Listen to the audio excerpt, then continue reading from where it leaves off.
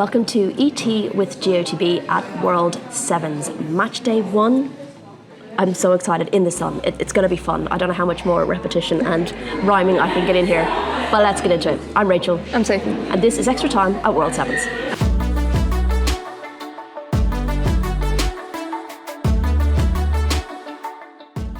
Right, we have just arrived at Brentford Stadium, G-Tech Stadium. We're in a bit of a noisy media room as everyone gets prepared for the first match day of World Sevens. This, of course, is a WSL edition, an all WSL affair here in London. Super excited about it. And this is going to be our first kind of match day episode. You're joining us right at the beginning. And this is going to be posted after match day 1. We've had a first glimpse at Brentford Stadium, and it looks amazing. It's all like there's been a purpose-built pitch. Our VIP commanders, we've got in before the music starts, so we can record quietly. But yeah, I think it's going to be an incredible day. I've never seen Brentford look like this. As we mentioned in our first podcast, we're going to be doing a match day review at the end of every match day and then a full review at the end of the tournament. So make sure you're subscribed wherever you're watching, wherever you're listening to this podcast, so you do not miss a minute. And do follow us across all of our socials as well. We are at GirlsontheBall. Okay, as I touched on, Soph, day 1, we haven't quite kicked off. The sun is trying to get through the clouds. It's a warm day out there. It's very warm. It's a very warm day out there. What are you looking forward to? I mean, apart from you topping up your tan, which is normally your priority. And if you hadn't already guessed, I'm like fully repping right here. Embrace the match day, the merch. I was like swag. I am a swag queen after all. Went straight for the bucket hat. So yeah, trying out my summer look. We're going to practice it over the next few weeks. So is the merch stand actually what you're really looking forward to? Yes. Apparently there is also a bubble hat. Oh, for God's sake. So they're going to sort me out for all seasons. I've been told I should wear the bubble hat in 25-degree heat. I think you should. I'm not so sure about that, but yeah, I'm very excited. I remember in Estoril being really devastated when they ran out of hoodies, and it was actually really windy and chilly. It was sunny, but it was very windy, and I've brought layers, I've brought sun cream, I've kind of packed for all weathers for this one. It is only down the road for us. I think we're going to have to make our way to the shop at some point. Oh no, twist my arm. Okay, actually, seriously, what are you looking forward to in terms of the football? What match kind of stands out for you today? Lots going on today. I think the first one is going to be fun because it's just going to kick off the whole tournament. Shall I run through those fixtures for you? Sure. Okay, we've got Chelsea-Everton kicking us off. London City Lionesses versus Leicester City. Manchester United versus West Ham. Tottenham Hotspur versus Aston Villa. London City Lionesses versus Everton. And Chelsea versus Leicester City. So Group A play twice, essentially. Group B play once. And then tomorrow, Group B play twice and Group A play once. So out of those fixtures, what stands out? So I think Chelsea-Everton, just because it's like the kicker-offer, it's going to be fun to see how both teams kind of set themselves out ahead of this, what they're looking to do, what their walk-ons are, what tactics they're going to do. Lauren James is also going to play, so that's going to be fun. But I think we also picked out the Spurs Villa one because we think that's going to be incredibly fun. Yeah, I think they're quite an attacking type of team. They like to go forward, and they've got good players to get them going forward. So I think together against each other, it's going to be like defence out the window. I think both of them are going to go all out attack. Yeah, 100%. Someone answer your phone. It's an important call. So those two, that one's the middle game. They happen every hour on the hour. They're 30-minute games, of course. So that one's like right bang in the middle. So one to look forward to for us. What players are going to stand out for you, do you think? I think so. From that game, I'd go Sydney Galpsett. Okay, I'm going to go Kirsty Hansen. We'll go for that. I think, as we said in our preview pod, as you said in our preview pod, I think the way that she can control the ball and drive forward, I think she's going to definitely light this show up. I also am intrigued to see the very first walkouts because I think the pressure's on. It's your first time. Are you going to go for it, or are you going to be nervous and not go for it? You need to set the standard. You do. You have to set the standard. So that's another thing I'm really looking forward to. What we're going to do then today is, after a couple of games, we're going to catch back up because I'm going to be shooting. You're going to be in the press box. We're going to catch up after every 2 games, have a quick rundown of how they went, what the scores were for you guys, and maybe a couple of things that maybe stood out for us. And if we're very lucky, we might get a voice or two from a player as well. And then at the end of the day, we'll kind of come back together, have a breath after what will be a crazy, chaotic day. I can already feel it. And have a little chill chat about what happened and what's coming up tomorrow. So stay tuned for that. Okay, Sophie, we are catching up middle of the day. It's kind of later in the day, but trying to find time to catch up with each other has been really difficult because these games just run back to back to back to back, and it doesn't help when they end, like the first one, in extra time. So we were already on a losing wicket before the second one even started, I think. So yeah. So what we're going to do now, just to give you an idea of everything that's gone on so far, is we're going to have a quick chat about the first 3 games that have happened. I'm going to ask you to basically give me a 1-sentence review and maybe a standout moment. And yeah, and then we might have 1 or 2 people to just drop in some like special guests, if you like, who can tell us how they felt about the occasion. So first up, game 1 was Chelsea versus Everton. It ended 4-3 for Chelsea after extra time. Both sides very good walkouts, very impressive walkouts. I'm sure you'll see them all over social media, especially if you're following World Sevens. They will be all over that. Acrobatic, yeah. Yeah, it's very impressive. All right, so give me your 1-sentence review. So I picked this as the one to watch because I was like, they set the tone, really set the tone. Both teams were really up for it, I think. Everton brought the chaos. They're not really sticking players in the right positions where you'd normally expect them. Yuko Mimiki has been playing a lot of times as the last player. I'd said that one of my favourite moments of the whole thing was when Yuko Mimiki was standing next to Mira Ramirez, the smallest person and the tallest person on the pitch, and she fouled her. So yeah, they've been bringing the chaos. It's been fun and it's been very. They've been very adventurous. I think Mass has played up front as we kind of expected to as well. And yeah, the pendulum of momentum kind of swung between the 2 in that game. Yeah, absolutely. And you never really knew which way it was going to go, which is the joy of this type of football, because you might be defending 1 minute, but the next minute you're immediately down the other end. And I thought both sides used their rotations really well, actually.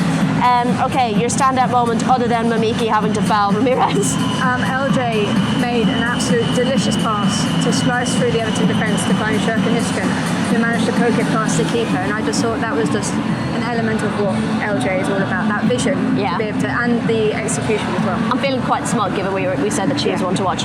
Okay, we did get to hear from Sonia Bonpastor afterwards. She looked like she was having a lot of fun out there. Here's what she had to say. I would say fun and intense, as you could see. How did you approach it kind of tactically? Yeah, that's why I was smiling, because in these small-sided games you can have a little bit of tactics, but the main thing is for the players to run, to play as a team. I think that's the most important.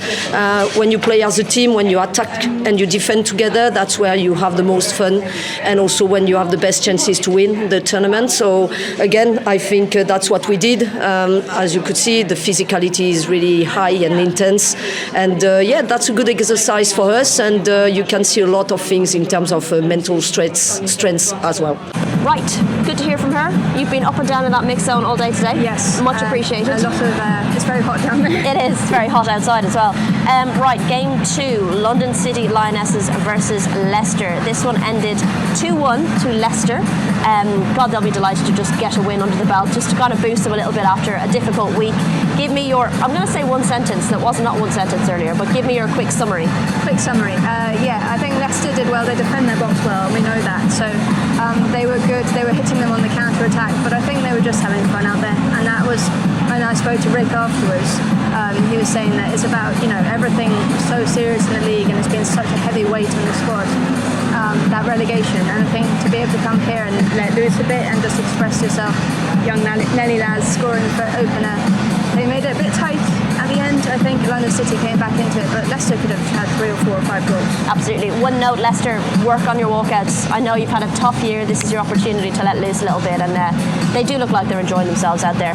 What was your standout moment from that one? So I've got a tied one for this one. It was both Rosella Ayan's goal, the curler into the back net, eventual winner as well, and then also Katie Keane's fingertip save at the very end. It was literally back to the wall in those last few moments for Leicester City. There were bodies on the line, there were several blocks coming in, and then that fingertip save from Katie Keane. Young Irish goalkeeper as well, I love that. All right, game number 3, Manchester United versus West Ham. This ended 5-4, but Manchester United were 5-1 up at one point. Okay, 1 sentence review for this. Maybe not a sentence, but I think in the first half it was all about Manchester United knowing this format and really feeling at home in this format, having played it last year.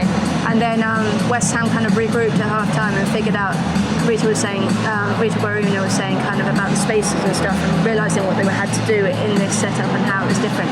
And they found something which I think will serve them well when they go into the the next day as well, the next couple of games. I also thought Ballantulla's Joyce was unbelievable. So while the scoreline at one point was 5-1, West Ham created a lot. Yeah. The goalkeepers today have been pulling off some unbelievable performances, so she was definitely up there. Okay, give me your standout moment. The standout moment in that game, I'm going to go with 3, sort of, because it's Elizabeth Taylor's hat trick.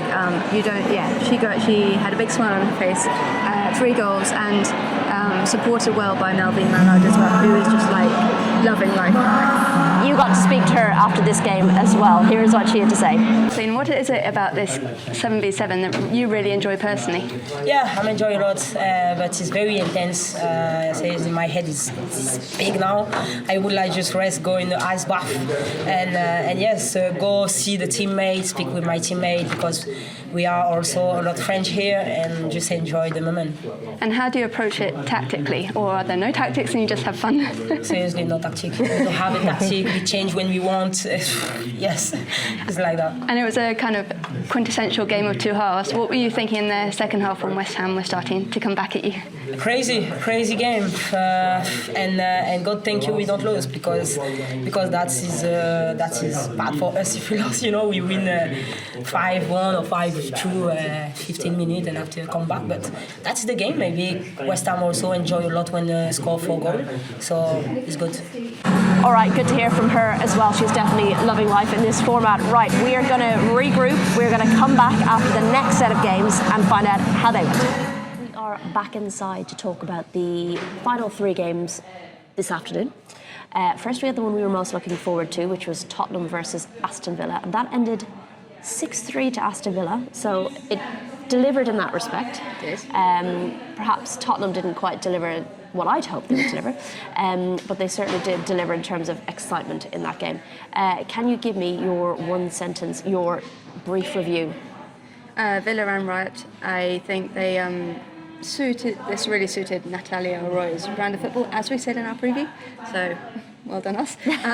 No, I think they really like direct football, counter-attacking, hitting them fast on the break, and it really worked. And they were having a lot of fun out there. They were engaging in celebrations, walkouts, and I think there was, I can't remember who it was in the mix zone who was saying, when you let them just have fun. Yeah. That's when you can't play the occasion. You just have to, the players are competitive enough on the pitch as it is. You've got to let them embrace the whole occasion. I thought Tottenham were almost too relaxed in possession, in touches. Their chances were just skewards. They were creating, but they just couldn't put it on target. Their passes were just not quite there. They needed bigger goals. I think if you had the standard size goals, you might get a couple more goals. But yeah, in this one, they were just putting them just over or wide, and it was just not quite clicking for them. Okay, give me your stand-up moment. I'm going to go with Rachel Maltby's brace and Rachel Maltby's backflip. The first one was a bit, she didn't quite stick the landing. She styled it out though. She did like a backwards roll. Yeah, but the second one, I'm sure I asked her about this, but I'm sure she's glad for the second one because she's definitely got 10 out of 10. Absolutely. Gold medal. And I got the shot, so thanks for that. Well, thanks for the spoiler there, but you did actually get to chat to Rachel Maltby in the mix on afterwards. Here's what she had to say. Congratulations, Rachel. 2 goals for you, 2 backflips. Talk me through it. Yeah, I've been told to do the backflip a lot. So everyone told me to do it. This is the tournament for it, so I had to bring it out. And when you got the second goal, you didn't quite nail the landing the first time, maybe, so you had to bring it out again. Yeah, I wasn't going to do it the second time, but then everyone told me to do it again, and I thought I can redeem myself this time. So it looked like you were having a lot of fun out there as a group. Have you really embraced this tournament and the 7v7 format? Yeah, I think when we came today, the atmosphere, we felt it straight away. So I think that kind of travelled onto the pitch and we just enjoyed it, and yeah, that's it really. And it really seems to suit the way that you play football, the way Natalia wants you to play football as well, the kind of fast, direct attacks. Yeah, definitely. It's something that we really enjoy doing, and I think we really enjoyed it out there, so yeah. All right, game number 5, London City Lionesses versus Everton. This one finished 2-1 to Everton. I think they deserved a win today. They've played well. They've kind of suited this format a little bit. They're really embracing it as well. Give me your review. So high energy as they were. Ruby Mace bossed this, Courtney Brosnan bossed this as well. So good, such a good goalkeeper. And yeah, I think they were having a lot of fun out there. They made it a bit tight at the end, but yeah, it was a good performance, and they've done really well today in terms of pushing Chelsea really close and getting a win on the board. She did stick her head in the door at one point and say, Courtney Brosnan is the best goalkeeper in the world. Like I needed to be told that. Okay, give me your standout moment. I'm going to go with Ruby Mace's goal. It was a really well worked goal. I think it was Mamiki to Kramzar and then to the feet of Ruby Mace, and she brought out the celebration as well. Love that. Okay, final game of the day was Chelsea versus Leicester. It ended 3-1 to Chelsea. Your one-sentence review for this one? Leicester did well in the first half, but Chelsea had just too much quality in the second half. I think Leicester faded a bit, and Chelsea really embraced it, and they brought out the fun, and they were really starting to build those connections, I think, going forward. And what was your standout moment? I'm going to go Aggie Beaver-Jones's assist for Erin Cuthbert's goal. It was just delicious. What do you call that? Like round the back? Like a flick. Flicked it around the back of herself. And then their celebration, they did run to Rio, who's the social media girl at Chelsea, and she gave her a phone to film the celebration, and I saw them chuck the phone back at Rio, and luckily Rio was like this, so good hands, safe hands. Love that. All right, so let's move on quickly to more overall standout section. You're going to give me your match of the day. This is a really hard one to call because we've had really good matches. I think the 5-4 between United and West Ham was tight. But I think West Ham coming back. Yeah, it's been a really enjoyable day. I've had so much fun watching football today. But yeah, I'm going to go with the first one, Chelsea-Everton, going to extra time for the first game of the day. I think both sides really brought the quality, brought the goals, and very, very exciting. It was a good way to start the day, and it kind of went on from there. I enjoyed it. Okay, player of the day. I'm going to go with Aggie Beaver-Jones, not just for the assist, but she's been in and amongst it. I think she got 2 assists in that last game just there, a couple of goals as well from the 2 games, and she seems to be really, she said in the mix zone after the first game that she was blowing. I think playing that in that heat was hard, but and she didn't quite know what to expect, and I think when she came out in the second one, did her funny walk on. I don't know if it was intentional that she fell over twice. I think it was. Twice. But she had her head in her hands when she did it, so I wasn't so sure. But I think, she's embraced this occasion, and she's had a bit of a rough season with injury. So, it's good to see her enjoying football again. Give it to her. Okay, very quickly, who was the chaos creator? This is hard because I don't know what you define as chaos creator, but I'm going to bring Melvin Mallard, and I think that's because she just loves this format. She just plays with a smile on her face. She's just, doing whatever she wants on the pitch. She's got the skill, she's got the goals, and she just has fun and really Every time she picks up the ball, though, she just drove at that back line, and kind of it caused that chaos. Where you run at I mean, I don't do it because I don't like when people do this, but when you run at a bunch of pigeons and they all scatter. It's a bit like that. She'd kind of just run at the back line, and everyone's like, "Oh God, retreat!" So that's where I like that. It's a good chaos creator. Okay, obvious one, best goalkeeper. Courtney Brosnan. Thank you. Moving on, tactical brain. So this is also hard because while there were tactics, there weren't many tactics out there.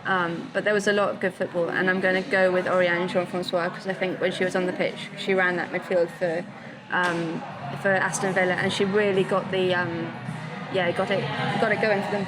Absolutely. Okay, give me finally underrated performance. So a more funny one is the referee's cartwheel performance at the end for the final match.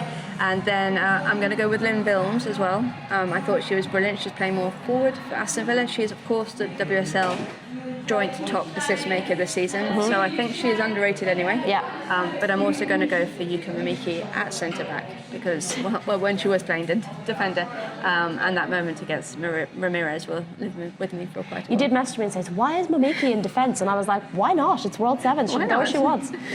Okay. Before we wrap up, I did promise that we might try and get a special guest, someone to chat to, for this episode, and we managed to get Chief of Football Affairs and Governance Claire Bloomfield from World Sevens. So we had a little chat with her about how she thought the day was going, why WSL teams, and how London is embracing World Sevens. Here's what she had to say.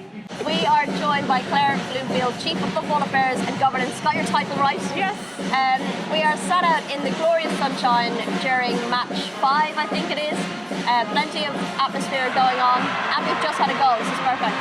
How has today been so far? How is it all going? How much has everyone embraced this? It's tremendous after so many months of hard work. It's just incredible to see what we've been able to deliver here with 8 top clubs from the WSL. Fans seem to be really really getting into the World 7 spirit and embracing what this has to offer, but obviously very different with lots of music all throughout the day.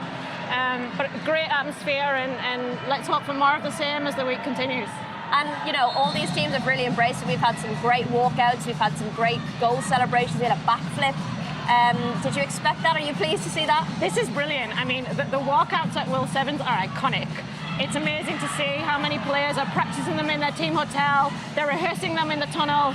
It's incredible to see how creative they are. We're getting the chance to really see these players' personalities. So, yeah, I think there's somewhat of a competition going on, right, to see who can do the best. I don't know who you think's been the best so far, but I think Man United have been pretty good, but I guess they've had practice already in Portugal. They have, to be fair. There's been a few interesting ones. Manchester United made us wait a little while. No one really knew what they were doing until they all came together, and then we saw the kind of collective, I don't even know how to describe what it was, legs over knees and arms around each other, and there was it was complicated, so yeah, maybe theirs was the best. More generally though, this is the 3rd edition, this time all WSL clubs. What was the thinking behind that?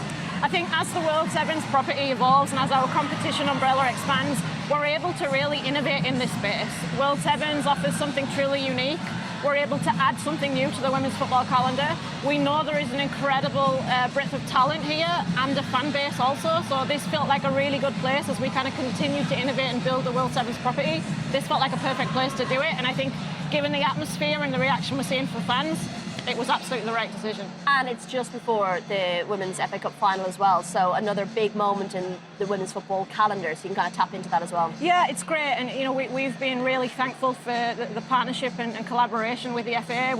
We share the same goal of really trying to grow and develop and put the spotlight on women's football. This is a real kind of festival of women's football, we think. We think we're a great lead into the Women's FA Cup, and we look forward to cheering them on Sunday also. And I don't think I've ever seen Brentford look so good. The way it's all decked out with the World 7 stuff, but also bathed in sunlight. I don't think anyone was expecting this kind of weather when you announced your World 7th edition in London. No, you're absolutely right. We've all been checking the weather apps, praying for sunshine. We've got so lucky. This reminds me of being in Fort Lauderdale in December. This is exactly what we experienced there. When we were building this tournament, we obviously couldn't promise that we were going to deliver that kind of experience, but this is really something special. Well, so far so good. Day 1 is almost over. Already excited for day 2. Thank you for taking a minute to chat to us. Pleasure. Thank you so much. Appreciate it. Good to hear from her. We are going to try and get like a little bonus bit in the next few episodes as well. Can't promise anything, but we will pull some strings. All right.